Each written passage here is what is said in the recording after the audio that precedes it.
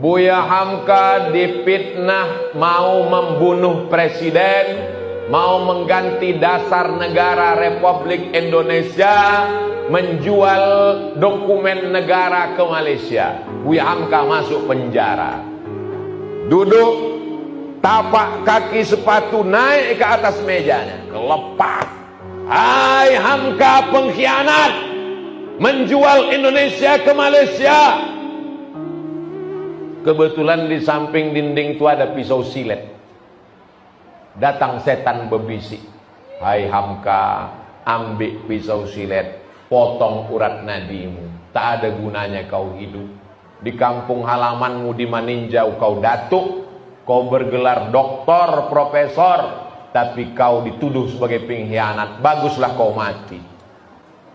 Cerita itu ditulis Buya Hamka dalam buku berjudul Tasawuf Modern. Beli bukunya. Buya Hamka ketika mau meninggal dunia, dia minta ambilkan buku itu. Ambilkan buku Tasawuf Modern, mau dibacanya balik untuk menenangkan dirinya. Hari berganti, musim berubah.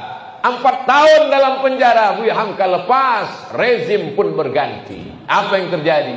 Saat Buya Hamka sedang duduk-duduk di rumah, tiba-tiba datang orang membawa secarik kertas. Assalamualaikum. Waalaikumsalam. Siapa? Ada pesan Buya. Apa isinya? Menyolatkan jenazah orang yang memenjarakan Buya. Apa yang terjadi? Buya Hamka datang dan menyolatkan jenazah. Semua orang heboh. Saya pun waktu membaca buku itu, hampir saya campakkan lagi buku. Karena tak sesuai isi buku itu dengan kemauan saya. Andai saya lah yang jadi Buya Hamka waktu itu. Tiba-tiba datang orang, Ustadz Somad, tolong solatkan jenazah. Ada buzzer yang ditabrak truk, kepalanya pecah. Maka saya katakan, cari 1000 ustadz di MDI. Aku tak mau menyolatkannya. Tapi hari itu apa yang dilakukan Buya Hamka? Dia datang menyolatkan jenazahnya. Cerita itu ditulis oleh anak Buya Hamka, namanya Irfan Hamka, dalam buku berjudul Ayah yang dicetak oleh Republika. Saya diminta untuk mengiklankannya, tapi tak dikasih persen. Belilah buku ini, bagus untuk cerita anak-anak kita. Kenapa Ustaz cerita tentang persen tadi? Supaya jangan ada fitnah di antara kita. Tapi bukan berarti Buya Hamka itu tidak marah. Buya Hamka waktu mau naik haji ke kota suci Makkah Al-Mukarramah, naik kapal dari Tanjung Priok. Kapal itu berhenti sejenak di kota Padang. Apa nama pelabuhannya? Teluk Bayur. Tiba-tiba di Teluk Bayur ada orang melarang sholat di dalam kapal. Tak boleh sholat dalam kapal. Maka Buya Hamka mendatangi. Mana orang yang melarang sholat dalam kapal? Itunya Buya. Apa kata Buya? Wa ang kurang aja, apa ang kurang aja, ama ang kurang aja, datuk nenek ang kurang aja. Baca dalam buku ayat. Jadi Buya Hamka itu marah juga. Kapan dia marah dan kapan dia memaafkan orang lain. Buya Hamka luar biasa. Nanti kalau saya cerita tentang Nabi, itu kan Nabi. Cerita tentang sahabat Nabi, itu kan sahabat Nabi. Dan orang Awak, dan orang Sumatera, Buya Hamka. Sezaman dengan kita. Meninggal tahun 1980. Jamaah yang dimuliakan Allah Subhanahu wa taala, maka ini adalah contoh. Buya Hamka difitnah.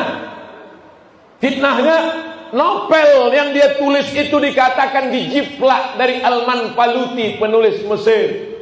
Buya Hamka adalah orang yang mencuri cerita, plagiator. Buya Hamka tak membalas, dia diam. Akhirnya sampai suatu hari datang anak gadis namanya Astuti, membawa suaminya mu'alaf, matanya sipit. Assalamualaikum. Waalaikumsalam. Kamu siapa? Saya Astuti. Ini suami saya mu'alaf, baru masuk Islam. Tujuan datang, pesan ayah saya, menantuku belajar Islam kepada Hamka. Ayahmu siapa? Ayahku Pramudia Anantatu, orang yang dulu memfitnah. Begitu cara Pram meminta maaf kepada Hamka, menantunya disuruhnya belajar kepada Hamka. Begitu pula Allah menguji Buya Hamka. Sanggupkah engkau memaafkan orang yang memfitnah? Patutlah Buya Hamka itu dapat gelar doktor. 3 doktornya.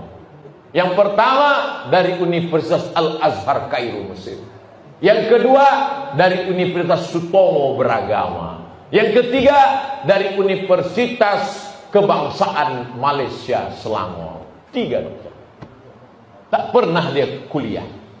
Saya 4 tahun di Al-Azhar, LC lah dikasih orang.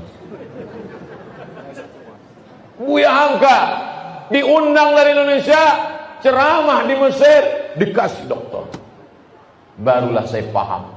Rupanya kalau kau sanggup mengendalikan marahmu, dunia ini akan bersimpuh di bawah tapak kaki. Boleh untuk update status besok.